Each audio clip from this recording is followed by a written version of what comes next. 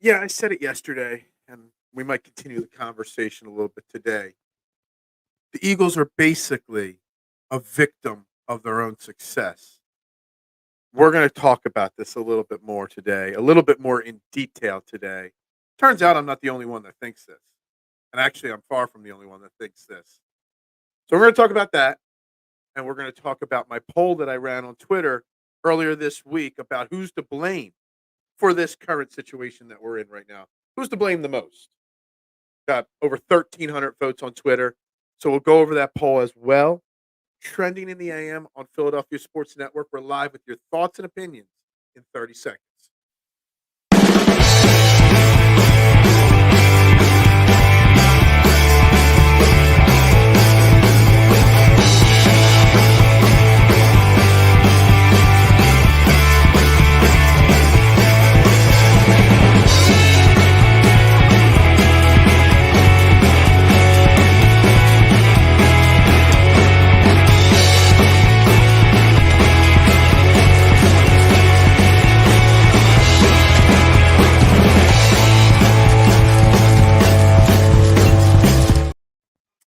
And a very good morning, everybody, and welcome to Trending in the AM right here on Philadelphia Sports Network.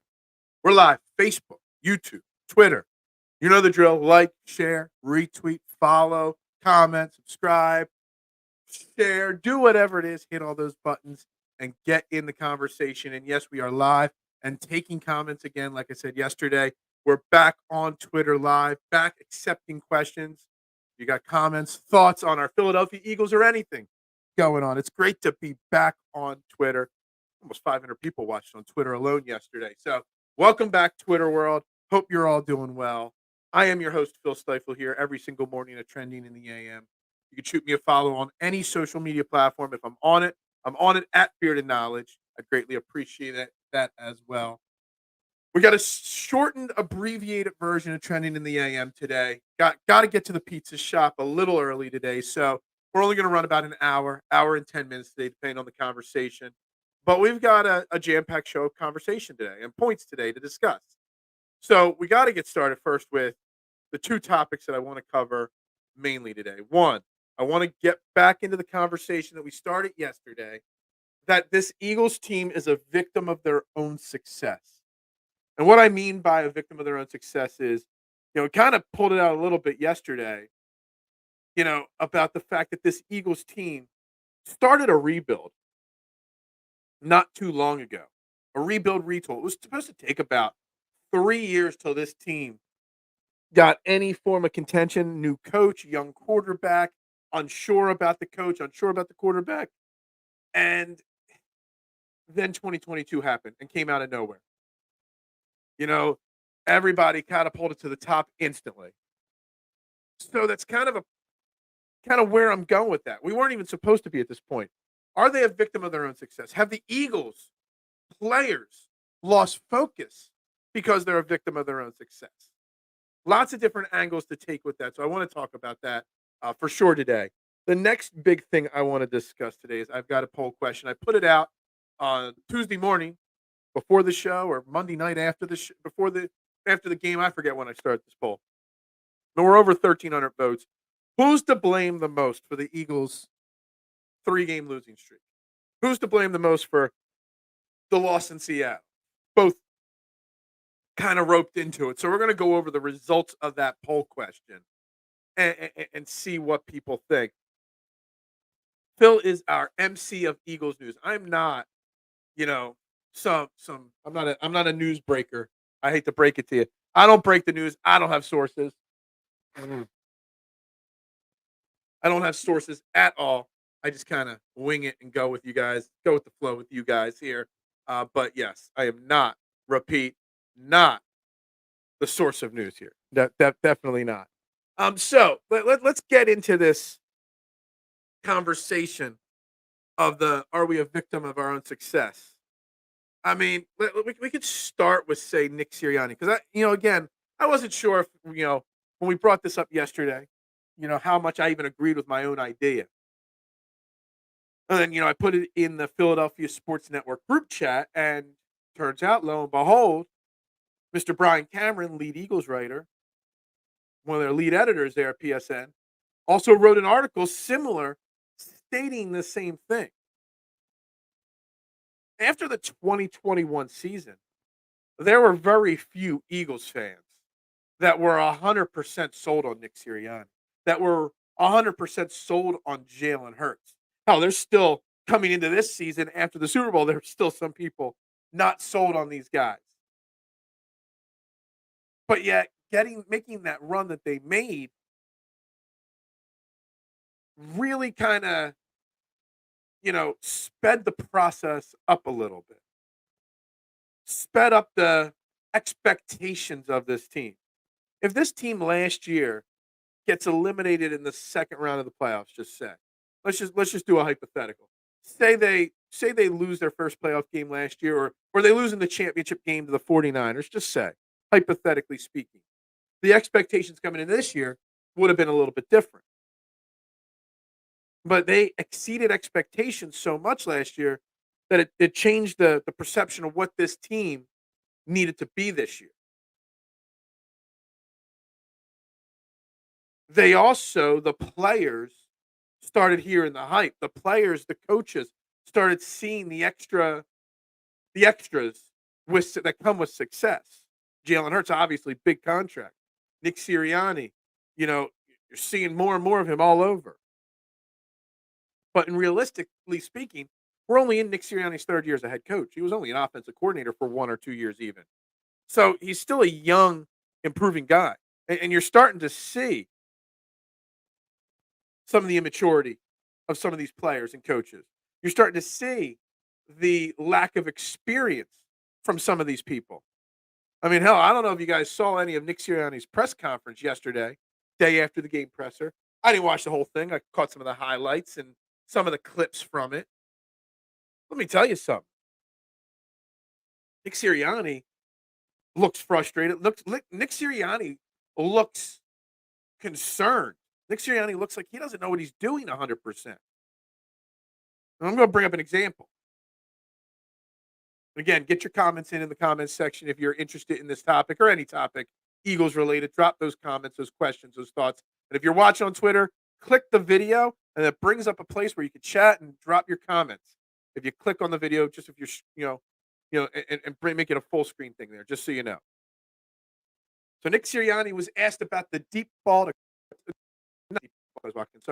the deep ball to AJ Brown. He was asked about it. And his response was that they were playing for a passive interference call. Now, I don't think he meant it exactly as we're interpreting it. I don't think he called a play specifically hoping for a passive interference. I think we're overreading it a little bit. But he definitely called the play with the backup thought process that, well, if it doesn't work, we'll probably get a passive interference call, and that's just as good.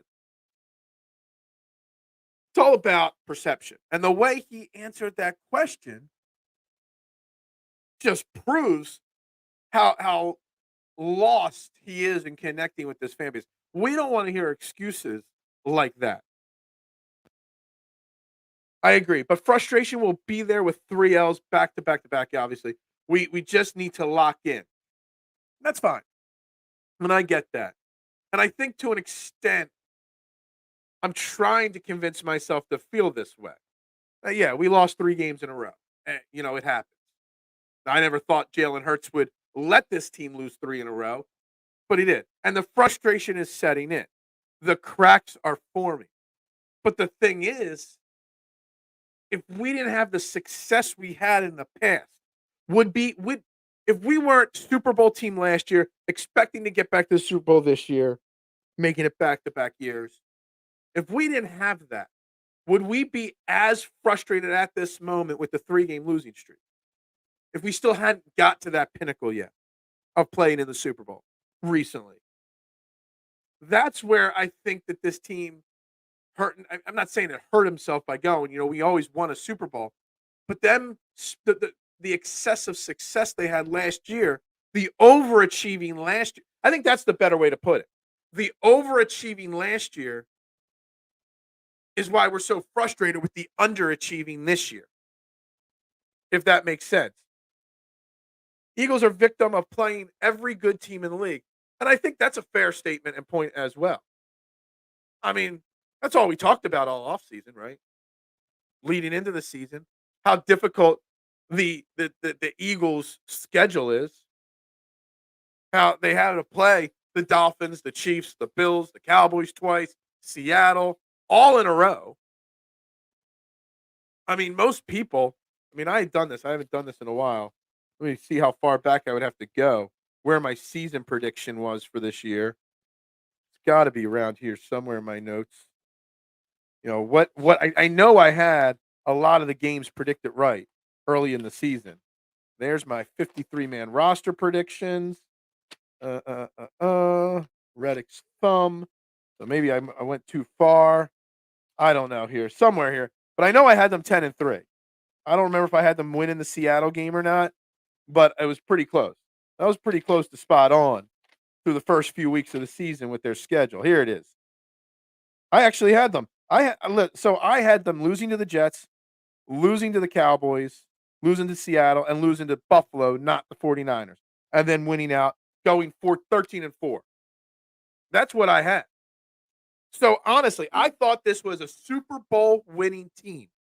Okay, at 13-4. When I predicted the Eagles to lose, and so out of their 4 losses, I've called 3 of their 4 losses. Now, I thought Aaron Rodgers was going to be the Jets quarterback during that loss that I picked there, but still, that's not saying it. I had them at 13-4. I had them winning their last 3 games to get to 13-4. But the way they're underachieving after the way they overachieved last year has caused a bit of an excessive frustration among the fan base. So that, to an extent, it's not that they're a victim of their own success.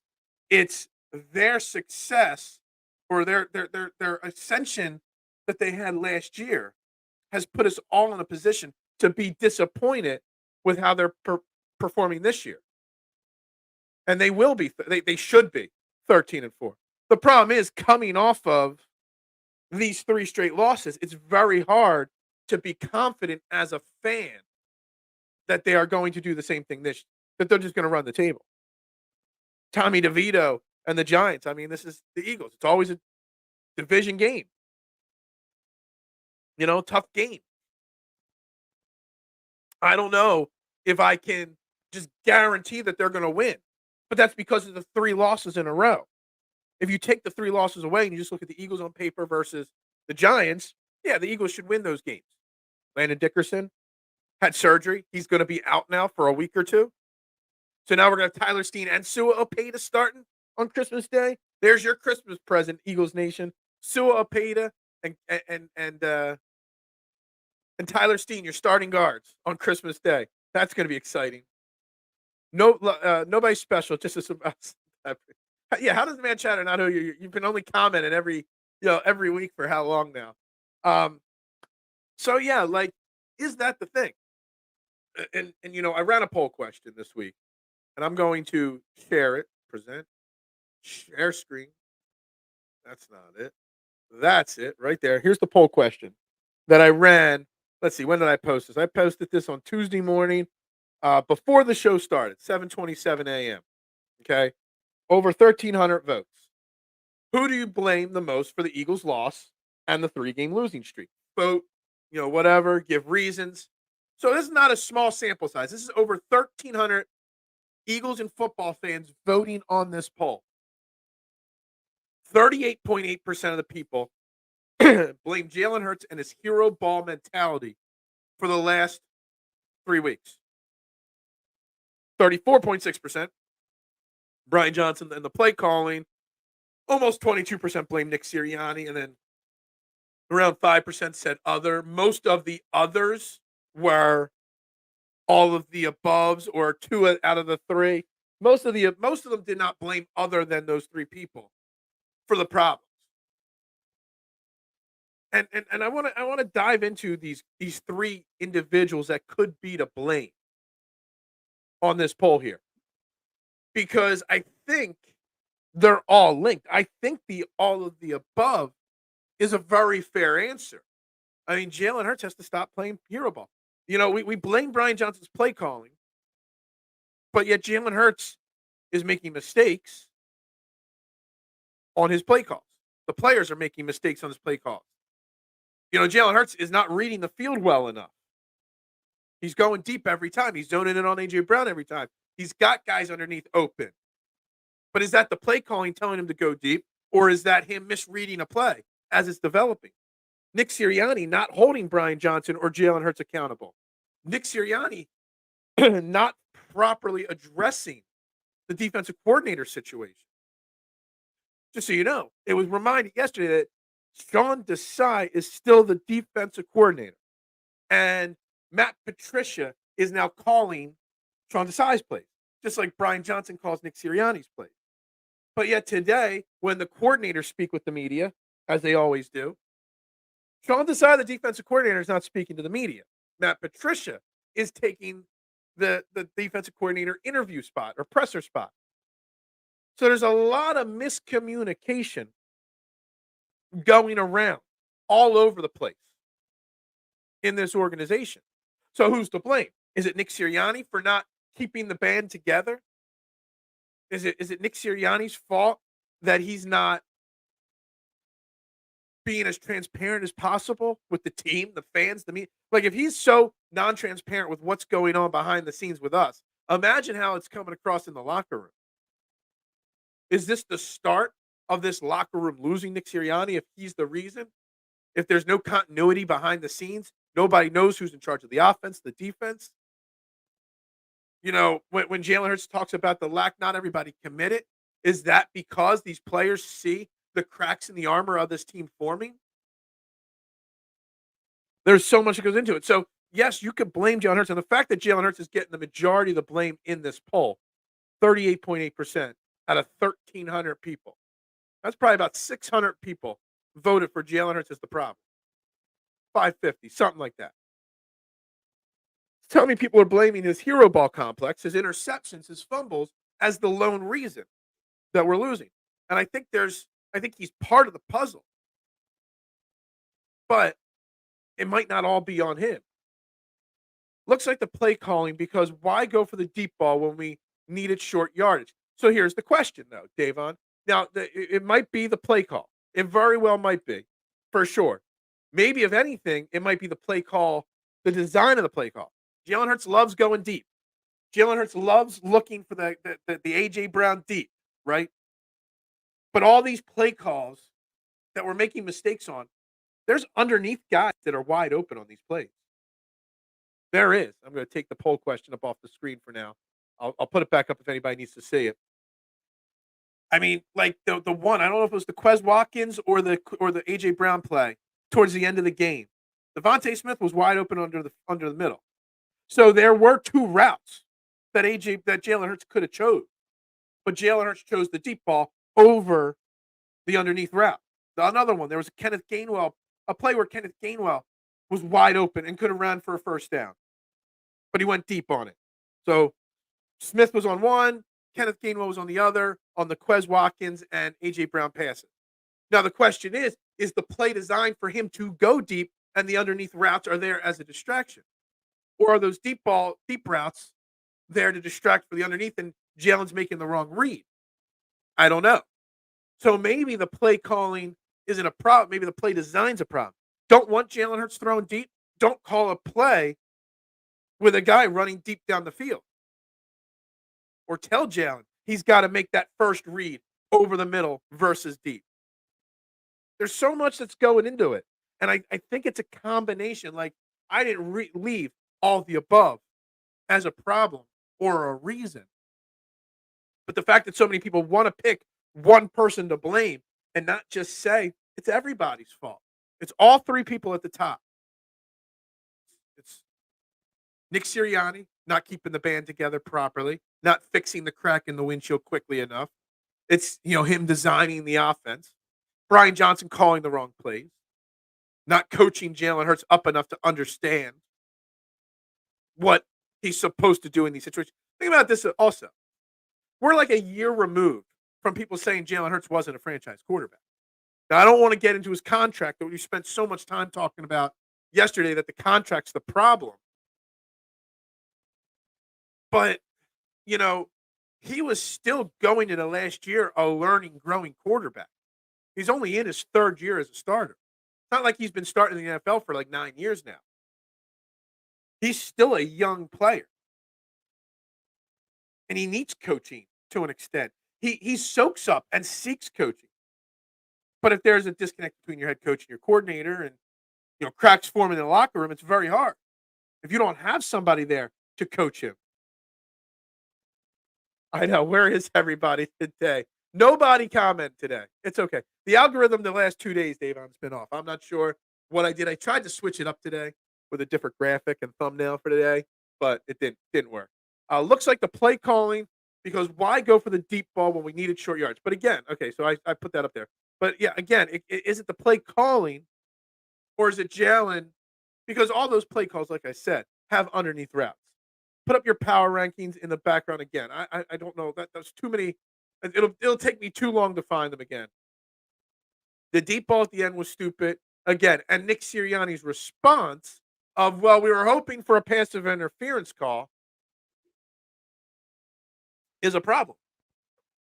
It's a major problem when you're calling a play with half your plan being just to get an interference call. That's not what you want to hear from your coach. Where is the court? I don't know. The rapture must have happened for sure. There was so stupid. When it was in the air, I walked away, called it. Yeah, we knew that it wasn't the right decision. Now, on the flip side of the equation, that play gets completed. We brag about how great Jalen Hurts is at making those deep throws. So there's another side to it. Don't understand why he threw that after the safety got him early. Well, and again, the Quez Watkins interception should have been called interference. The Quez Watkins play shouldn't have happened, but it should have been interference. If you have a better wide receiver out there that can play through contact, at the very least, it should have been an incomplete pass because he should have been able to play. But, I mean, he was literally pushed off the ball so easily. So there's a lot wrong with the Quez Watkins play. Hell, Quez Watkins should not. I mean, I said it before the season started when I did the 53-man rosters and where we had weaknesses before the season that they needed to upgrade. The fact that Lamade Zaccheaus had like 5 snaps on offense. But Quez Watkins had like 25, 30 last week. Or this week, I guess it technically was. Like, in what world should Quez Watkins have that many snaps? Like, somebody shared the numbers. I think it was Shane Half. I forget who, though. What Jalen Hurts' numbers are this year when he throws to Quez Watkins over 20 yards down the field. It's like 0 for 6 with like 3 interceptions. Like, small sample size. But, man, can we just get Quez Watkins off the field? I said it from the beginning. He wasn't the answer. And Quez Watkins showed on Monday night that just being fast does not make you a good wide receiver. You got to track the ball. You got to be able to out-muscle your defensive, the guy defending you. You got to know. You got to have so much awareness around you that it's frustrating. It really is. Should have never called that play. Again, is it that the play shouldn't have been called or that Jalen Hurts ran the play incorrectly? And I'm not saying, I agree it shouldn't have been called. Just forewarn you. I agree it was the wrong call. Said it then, said it now. That's fine. But because, you think about it, you run plays with distractions in them or deception in them. Is the deep route supposed to be the deception on that play? Jalen Hurts messed it up somehow, went deep instead of the guys underneath. Again, I don't remember whether the A.J. Brown one had Devontae Smith or Kenneth Gainwell, and the Quez had the other one. But there was an underneath route open for a first down. Keep the clock running. All you had to do is get into field goal range to tie the game up. You had timeouts. So the question is the play the right play? Jalen Hurts is just not running it correctly? Or is it the call? Or is it a combination of both? And I think, no offense, Brian Johnson's not having the greatest year as an offensive coordinator, obviously. But also, Brian Johnson was the quarterback coach. He was the one coaching up Jalen on the side every single day. He's not doing that. He's so busy calling plays, and running the entire offense that he's not there to coach up Jalen Hurts anymore. Is that part of the issue as well? Huge problem. Depending on a flag, sounds crazy. Look at the outcome. Look, the fact that Nick Sirianni had to say this is shocking to me. It really is. It's shocking that Jalen Hurts or that Nick Sirianni had to come out and say that. Oh, well, we were playing for the pass interference. And yesterday's show was we can't trust Nick Sirianni or Jalen Hurts or the Eagles anymore. And, when he's making those kind of excuses, that's frustrating sounding. That proves we can't trust him. We know you're not playing. You don't call a play hoping for a penalty. So that means you don't know what to tell the media. That means you don't know what the answer to the problem is. That tells me that you're trying to take the blame. It's, for someone else's mistake. So that's a problem. Phil doesn't want to give the flu excuse. I am not using like I said on Tuesday morning. You show up and you play. You play. If you can't go, you can't go. But once you dress and get on that field, there are no excuses. To me, I've been done with Quez for a very long time. Terrence Watkins, yeah, I don't even know. A lot of people hate when I say this, but they need to sit Bradbury. Well, after the last game, the way Kellen Ringo, the way Sidney Brown, the way Eli Ricks all played, there's an argument to be made when Darius Slay is back that you do sit him. While Darius Slay is out, you can't sit him at this point. But yes, he is an issue at this point, Bradbury. But honestly, you're not going to start Ricks, Ringo, and Joby at this point. So you kind of need Bradbury at least till Darius Slay is back. And there's more miscommunication. And who's to blame for this team? The fact that, again, I will say it again, the fact that we keep hearing Sean Desai is still the defensive coordinator. Matt Patricia is just calling the plays. And then after the game, again, Sean Desai is still the defense coordinator. Matt Patricia is calling Sean Desai's plays, which makes no sense whatsoever. So that just proves that Nick Sirianni doesn't know what he's saying. That shows that there's a lot of miscommunication, a lot of issues internally with this team. Us fans are victims of their success. We have been entitled. See, I don't know if we're entitled per se. I mean, it's not like we've once, like Cowboys fans are entitled because they feel like because they won 5 Super Bowls 30 years ago that they can always talk. We've only got the one Super Bowl. But we got that taste of what getting to the Super Bowl was like last year, and we expected it again. When we did talk at some point this offseason saying Jalen Hurts was obviously going to regress. The odds of him staying the same even as last year was going to be tough. The problem is the mistakes with Jalen Hurts. We don't usually see, at least last year, we didn't see this level of mistakes on a regular basis. The trust factor on this team is apparent, and it's all over the place. Exactly, EOP, Big Al. I never know whether should I answer Big Al, should I answer EOP? We'll just say Big Al. The fact that you're hearing different random excuses from Nick Sirianni at the podium on a regular basis just shows that he's trying to cover up this and that, cover up so many problems. I don't like to talk big picture at this point of the season, but these cracks, there's going to have, depending on how this season ends, there's going to have to be a serious conversation about the leadership of this team after the year. Now they get out in the playoffs and make another Super Bowl run. It'll gloss over all the problems.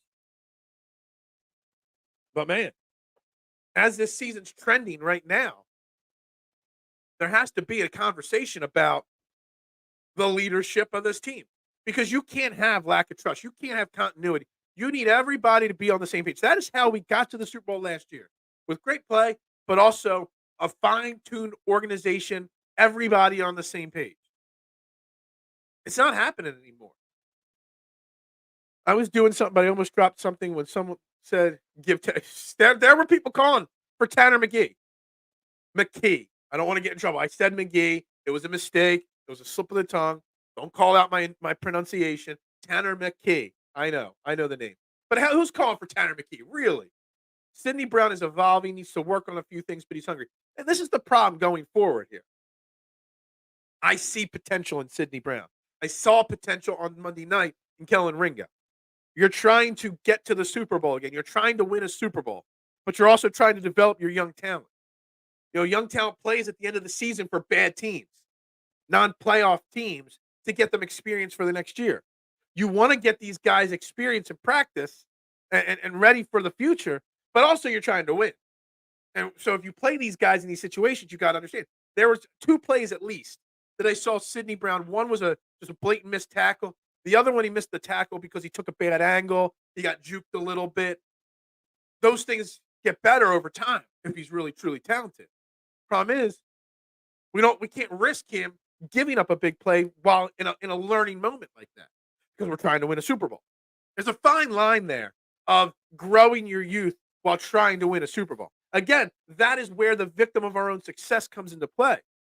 If we weren't in the Super Bowl last year, we wouldn't be saying Super Bowl or bust right now.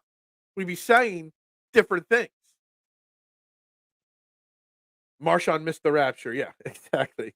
Matt Patricia has no choice but to start Ringo and Ricks. Slay is hurt, and Bradbury clearly lost a step. You're taking a big risk. You're taking a big risk. A big risk doing that, though. Okay, and first off, it's not Matt Patricia. Supposedly, it's still Sean Desai's decision. Again, can't trust anybody in what they say.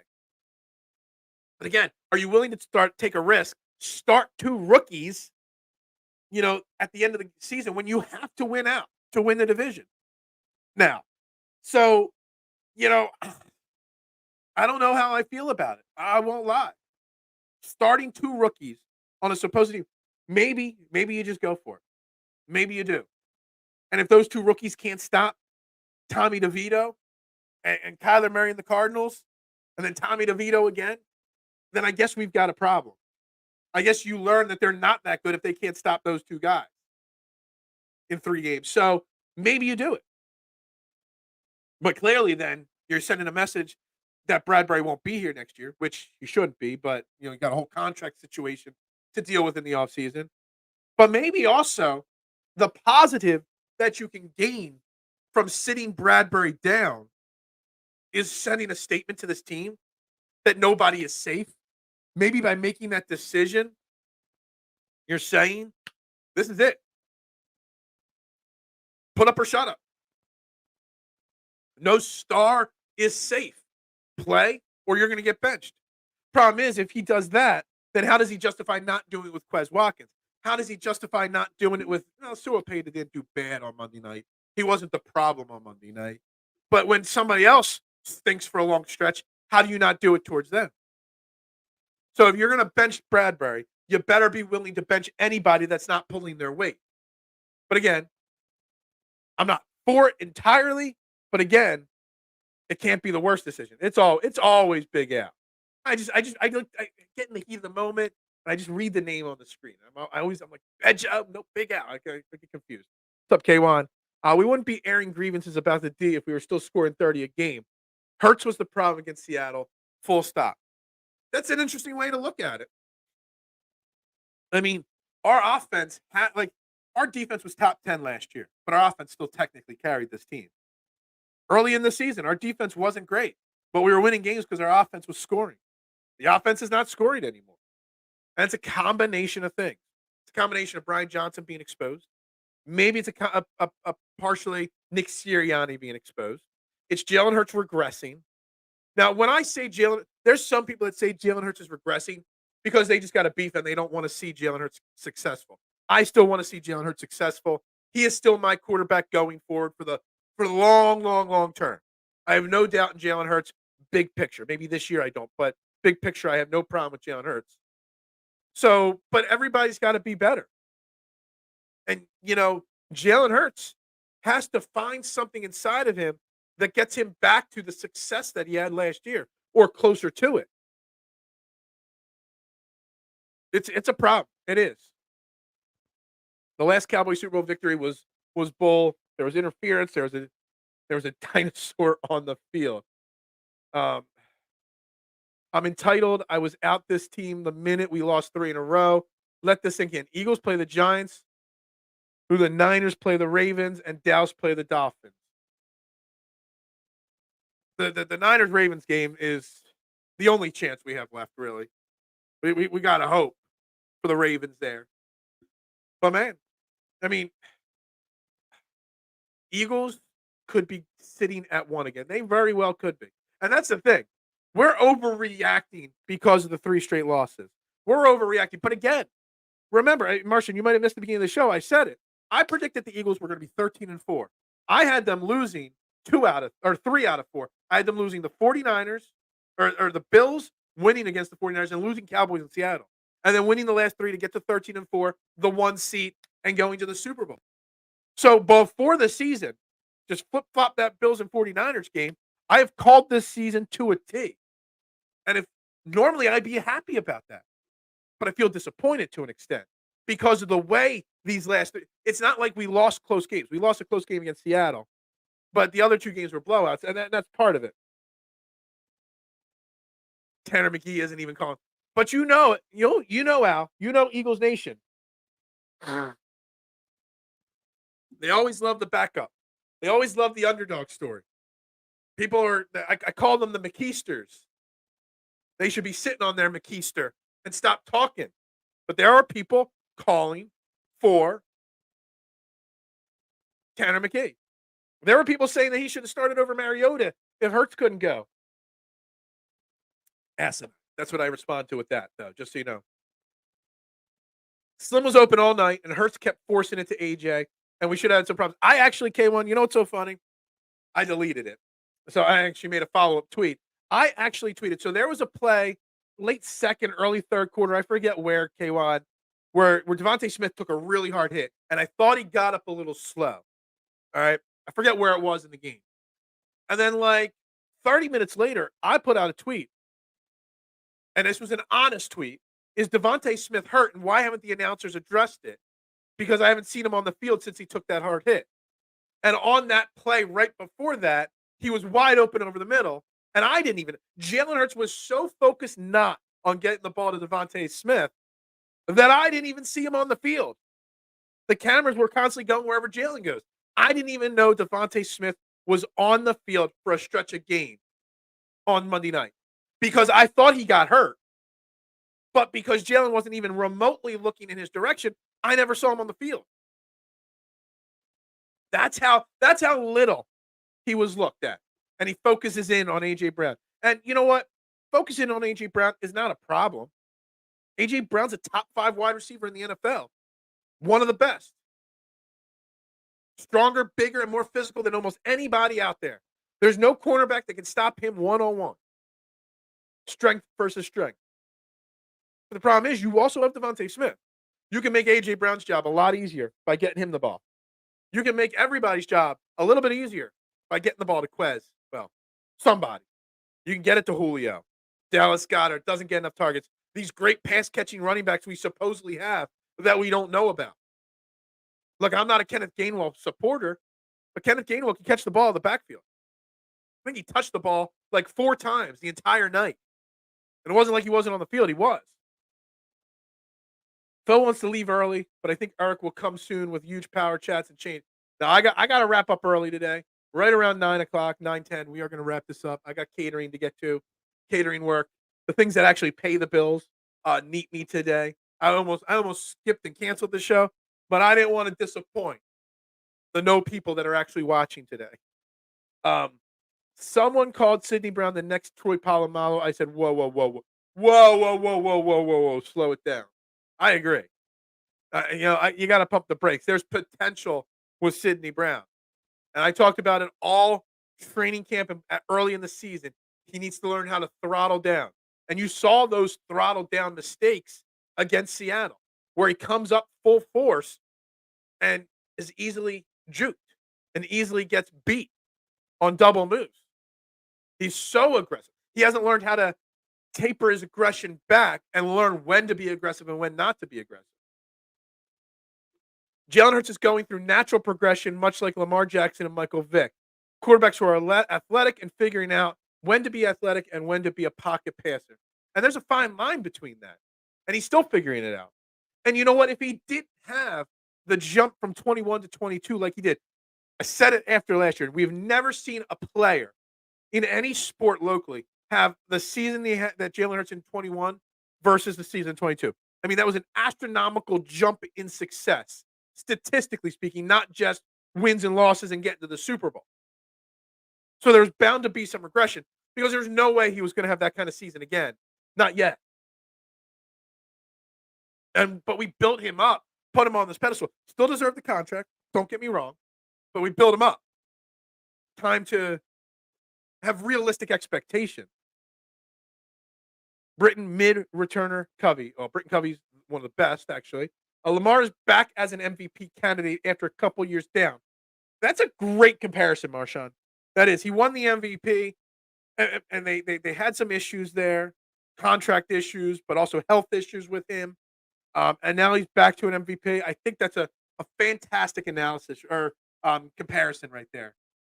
Analogy. That was the word I was looking for. I do. So we'll see how Jalen Hurts bounces back. But right now, there's no bouncing back per se. Jalen Hurts, this team and this season is what it is. It's not over. We can still make a run. But Jalen Hurts needs to just figure it out. And then this offseason, figure out what went wrong this year so that next year he could be better. So your point about taking risks and starting two rookie cornerbacks, the team fired their defense coordinator at 10-3. They didn't fire him. They just moved him to the booth. All this time is done. Yeah, and that's fair. And I think you're fair in saying that. You know, if you're going to make bold changes, you can only make so many, though, maybe. I don't know. But yeah, look, I'm not saying I'm against the idea. I'm just saying I'm cautious about it. That's all.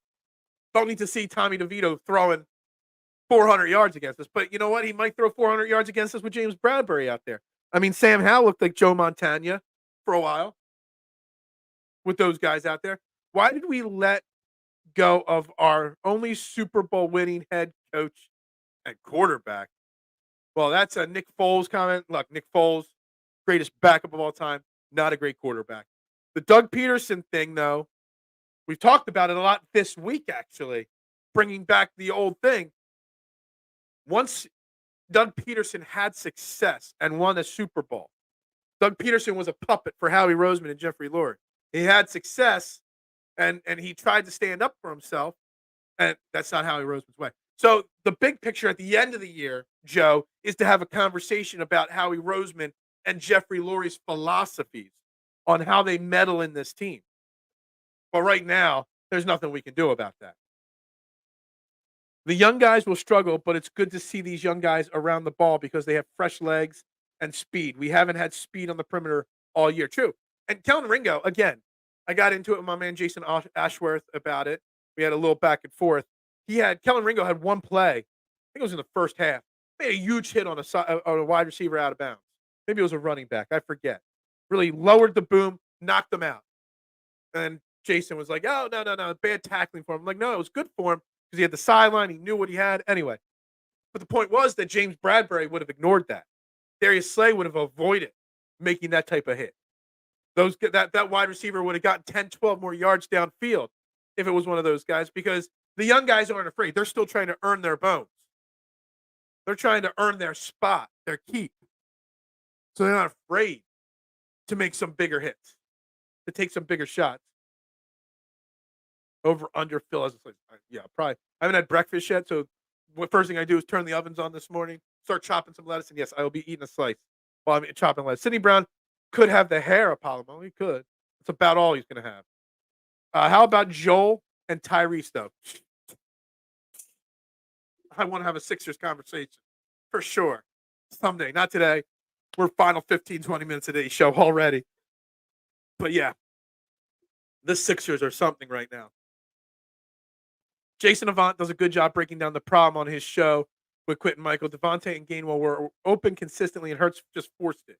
Again, the question is, Is it Jalen Hurts forcing it, or is that the play call he's being told? Or is the play call to do something else and Jalen Hurts is forcing it? That's where that's what I need to have answered by these people. Is Jalen Hurts forcing it, or is the play because the play call is something else and the play call is something else, or is that just the call? Brian Johnson is not the problem. We're going to find out. Brian Johnson not being in the quarterback room with Jalen isn't talked about enough. Is he not in the quarterback room? I would think your offensive coordinator would be in the quarterback room. Maybe not all day long, but I would assume the offensive coordinator and the head coach, who's an offensive-minded head coach, should be in that room a little bit. But it could be a fair point. It definitely could be a fair point. You guys went Herbert or Burrow. They got the loot and are much better. No, they're not. All this team as a whole needs to see a win, where they won 44-6. This team does need a win. More than anything, Marshawn. They just need to get off the snide, however they do it. Was that a Joey Zaza reference? Maybe. Ravens defense coordinator was the Eagles' ace defensive backs coach last year, and I brought those stats up. Was it before? Maybe it was on Monday before the Seattle game about him and where the secondary was last year for the Eagles to this year, and where the Ravens secondary was last year to this year, and the change in numbers. Yeah, agree. It's a problem. Good morning, Eric. How you doing? You guys are relentless. Coming in late today. Unfortunately, the show's going to be late or early, ending early. Linebacker is selling Buddy Balls hats. LB. Okay, gotcha. Hail, Eric. Sorry, just late. You should have me on the. Oh, you just got to Florida? I was going to say, you should put me on Travis in the car and have Manny and you and Lauren, everybody listening. You guys be safe down there. I leave Saturday. Can't wait for Florida. K1, my lieutenant. Yeah, that's right. Phil, 51 and 35 from Joel and Tyrese. My worry is that 2 games in a row, they are the only players to score double digits. My big issue is the guy that I've supported through thick and thin is Tobias Harris and how little he is producing. And now he's at the point where he was producing so poorly that now he's not even shooting. Like, they really need to find a better starting point. Like, they might have to just move Tobias Harris to the bench. Maybe you start starting Marcus Morris and Nicholas Batum once he's back and healthy again. You start both of them, maybe. Or you start Robert Covington in Harris's spot. I don't know. I saw a rumor that Detroit would be interested in Tobias Harris. Please, just take him. Please, get him off our. I never thought I would say that. Not in the quarterback room, much like when he was the quarterback coach. That's fair. It could be the problem. And I think I saw somebody addressing that on another channel somewhere not too long ago. That maybe the loss of Brian Johnson, like we say, the loss of Shane Steichen as offensive coordinator is a problem. Losing Brian Johnson as the quarterback coach, maybe that was a problem. Kevin Petula, he's the passing game coordinator. I forget who the quarterback coach. Maybe they made a bad decision on that hire too. The Q&A show is great. Hurts is forcing because the play call you could see is because the ball comes out of his hands quick for those downfield. I saw that on Phil's Discord. Yeah, I don't have a Discord. Joey Zaza was a small-time crook. He bit more than he could do. I officially saying the rapture did not happen yet. Eric, everybody's here now. Everybody's in late. But it was not what Michael wanted. Yeah, we did. We all listened to yesterday's show. It's funny you said that. That is hilarious. That probably put everybody in the back of the car asleep. Probably put Jackson and Mason asleep. Those dogs don't want to hear my voice. Tobias Harris is beyond saving. Look, I was all for it. You know me, Marshawn. I've been one of the biggest Tobias Harris supporters, right along with Scotty, on a regular basis. But yeah, I think he's beyond saving at this point because I think now he's learned that before people thought yeah, I'm needed on this team. I think now we're realizing this team under Nick Nurse don't need Tobias Harris. He is a leader of this team. But man, move him for Brogdon, Bogdanovich. Yeah, move him for anybody. I still want another ball handler off the bench for the Sixers. I'm not sure how I feel about Patrick Beverley. Patrick Beverley's been great. Don't get me wrong, but he's our only other point guard option, realistically speaking, right now. And I don't see Beverley at this point as he's playing 20, 25 minutes a game sometimes 15, but he's got the ball in his hand every second that Tyrese Maxey's not out there. I kind of feel like he should be off the ball some too. So I like another ball handler on the bench. I don't even think we need another Tobias, like a replacement for Tobias Harris. I think Rocco and Morris combined can fill Tobias Harris's shoes just fine. Um, I just want to see another ball handler as an option on this team. Much like when Carson lost John DeFilippo and Wright. I think there's more of a correlation there than we realize, for sure. I really, really, really do. What's up, Mitchy Poo? Tobias only shot 1 3 last night. Not good. Not good at all, Mitchy Poo. Not even the least bit. TMC is the chief minister of the Bills. Thank you for breaking that. Yeah, something like that. Anyway, guys. Oh, I didn't mix my coffee up very well. The bottom of my cup of coffee is all like creamer. It's kind of gross. Look, make sure you guys are hitting the like button. Make sure you're hitting the share button. Make sure you're doing everything. And if you're watching on Twitter, because now people are watching on Twitter again, make sure you click on the video. It gives you the option to comment. Get your comments in here. We're in the final 10-ish minutes of today's show. Back to a regular hour-ish show today so I can work. I don't like Nick having Quez do anything but be a decoy. But see, you don't even need him to be a decoy because he's not a decoy. If Quez was a decoy, teams would have to be scared of him to be a decoy. Nobody is scared of Quez Watkins. Who? Who's scared of Quez Watkins? You can put Lamade Zaccheaus. I still go back to Lamade Zaccheaus' big touchdown grab a couple of weeks back. I mean, there's like a less than 1% chance that most wide receivers catch that ball. The elite of the elite only do. And he caught that. He's quick. He can get down the field. Maybe not Quez steep. But Quez Watkins proves that speed alone does not make a great wide receiver. Because there's no doubt that Quez Watkins is fast as hell. But, that's all he does is run. But he gets out muscled. He gets out physical. He's not good at blocking on bubble screens. He's not good at catching wide receiver screens. They don't use them in motion on jet sweeps. You want to get Quez Watkins going? Have the Eagles ran like a is it a jet sweep? I forget. I'm not really good with like technical terms. I think it's when the wide receiver comes in motion and gets the handoff and runs the sweep around. Is that a jet sweep? I think it is. Whatever it's called. You got somebody with Quez Watkins speed. Utilize him like that. But him running down the field, not being able to out-muscle people, it's wrong. Who approved the short show? I approved the short show. I did. This guy did. I have big problems with the short show. Well, you should have gotten in at the beginning of the show. You would have gotten all your comments. For the first 15 minutes, it was just Dave on Mad Chatter and me talking. That's it. By not spraying the ball around the field all game long so the hot hand can be established organically, you're not allowing your wide receiver quarterback to get into a rhythm. For sure. There hasn't been a rhythm on this team for weeks. Djax was super fast, but he was more than just speed. Speed is not enough.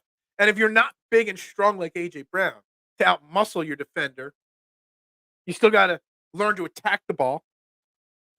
Quez Watkins just hopes the ball lands in his hands. When you see the ball coming up short, or you overran the play, or he underthrew it, whatever. It doesn't, you can attack it. You can go back to it. You can play defensive back. You can do something to break that interception up. Short show doesn't please the core 13. Well, my bills need to be paid. I hate to break it to you.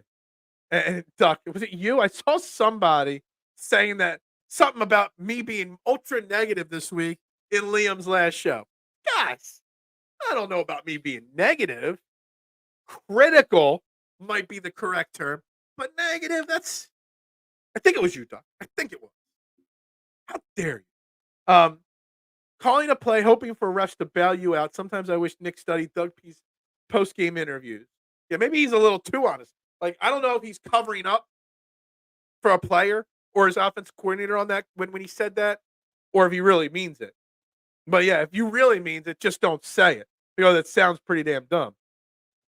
Hurts, for some reason, is not seen or is just locking in on a receiver. And again, I bring it up I brought this up before. Is it him locking in or not reading it? Or is that just what the play call is? Is he being told, here's the play, deep route to A.J. Brown? It's up to him to, he could, if that's the case, he could still not audible down, but check down. But if he's being told and coached to go to A.J. Brown, or is it or is it Jalen Hurts' fault? Who's to blame? I kind of blame both. It was me, and it said the show in general. Okay, I was out and about yesterday. I was at Topgolf yesterday for my brother-in-law's birthday. Happy birthday, Patrick! It's your birthday today. And I just glanced at the show and I saw the comment. I'm like, I'm gonna get ducked for that tomorrow. But I didn't know the context of the conversation. No, Hurts isn't reading and reacting to what the defense is doing.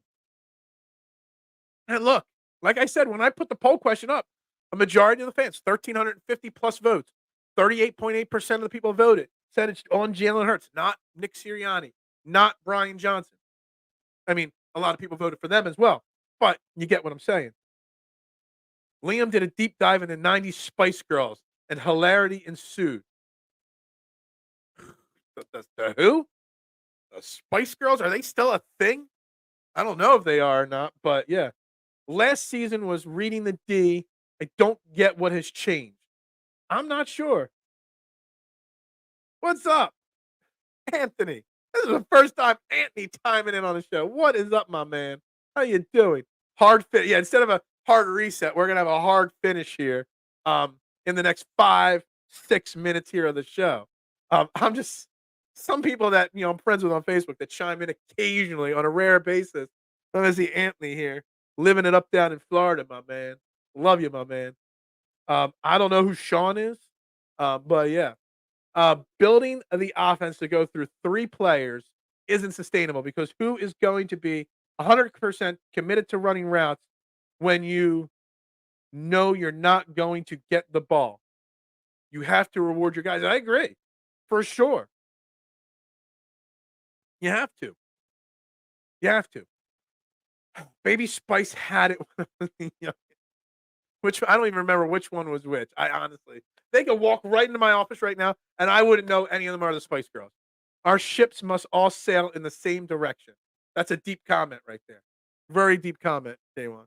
But yeah, it takes everybody. It takes a whole crew to sail a ship. Y'all got to be on when you're sailing. Y'all got to be on the same page. The entire crew, the entire Eagles are not on the same page. And to me, to an extent, I almost blame Nick Sirianni for a majority of the problems because he's the guy that's supposed to keep everybody on the same page. He's the leader. He's the captain of this ship. He's the guy that all his creative cliche sayings have run their course already to an extent. They were working before. They're not working now. We need one of his, cheesy sayings right now to get everybody back on board. But right now, his voice and his message is not resonating at all. So while we want to blame Jalen or we want to blame this player or that player, to me, a 3-game losing streak comes back to the head coach, the guy in charge. Baby Spice was the hottest one, I guess. If the team is not the same page, then the problem is the head coach. And exactly.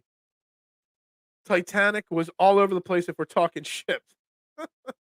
There was a little miscommunication on the Titanic, because everybody wasn't on the same page. Is it too soon to make Titanic jokes? Blessed are the peacemakers. Look, we're all here having a good time today, right? We're going to start the wrap-up process here, though, because the wrap-up process tends to take about 5 minutes. My GF3 references are sinking. Yeah, not working. It's not working today. The references just not happening. There's no time for a Godfather reference today. There's just not. There's not time to bring all that stuff in. But guys, I still firmly believe that they are a victim of their own success, the Eagles. And I believe that you can't blame just one person for their failures in the last 3 weeks. But winning the last 3 games of the season and winning them in pretty easy fashion can turn the opinions of this franchise and organization fan base around pretty quickly. Again, before the season, if I told you going into week 16, we were 10-4, already locked the playoffs berth up, and with still a chance to win the division and still an outside chance of the 1 seed, y'all would have been very happy knowing how difficult our schedule is. But the fashion that they've gone out here and lost these games and the cracks that we're seeing in this team is why we're having this negative, feeling on this show on a daily basis. We need some positivity to get back on track.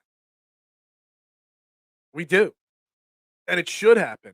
And it should happen this week against New York. But when you think about it this way, it's like if we're 10-4, we should be happy. We're 10-4, we're not happy. It's such a fine line between success and failure there. And it's a fine line of how they got to 10-4 versus being 10-4 and being positive about it. It also doesn't help that the 49ers are just running away against every team they face right now. It doesn't help that the 49ers look unbeatable right now. We have to beat the Giants, man. We have to. We don't just have to beat the Giants, Armand. We got to beat the Giants. We absolutely have to win our last 3 games. We lose one of the next 3 games. Then we're talking big problems because these are 3 very easily winnable games. But also 3 games that the opposing team have circled on their schedule and have probably all year. That's tough. It's a tough, fine line to even talk about it. Look, we're going to start the wrap-up, like I said here. Tomorrow, Brian Cameron, Flipping the Birds, Eagles lead writer and editor, joining me tomorrow for a section of the show. And there's no show on Monday for Christmas, so tomorrow will be our preview and prediction show. And tomorrow's question is, what can the Eagles do on Monday to give us a great Christmas present, but also to change our opinions? Can they do anything on Monday to change our perception of this team? That's how I'm going to phrase tomorrow.